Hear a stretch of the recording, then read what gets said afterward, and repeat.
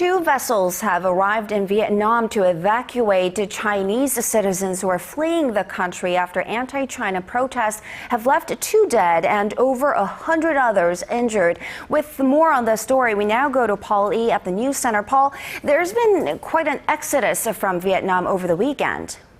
Well, that's right. Some 3,000 Chinese expats have fled the Southeast Asian country, and that number is expected to grow as Beijing continues to send ships to evacuate more of its nationals in the coming days. Hanoi, in response, has promised stronger measures to quell the anti-China unrest. Our Kim Ji-yeon has the story. China is demanding Vietnam to do more to protect Chinese nationals amid anti-China protests in Vietnam, sparked by an oil rig in disputed waters in the South China Sea. Beijing is urging Hanoi to take tougher measures to quell the violence. It evacuated thousands of Chinese nationals from Vietnam following the attacks that killed at least 2 people and injured dozens.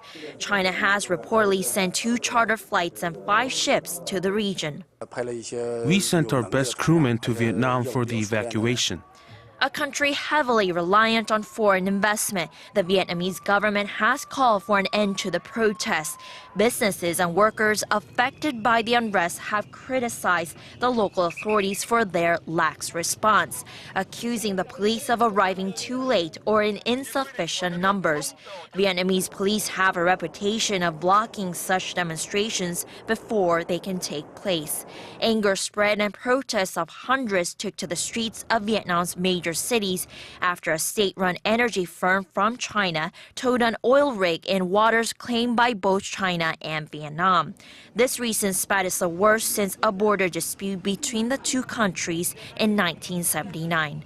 Kim Ji-yeon, Arirang News.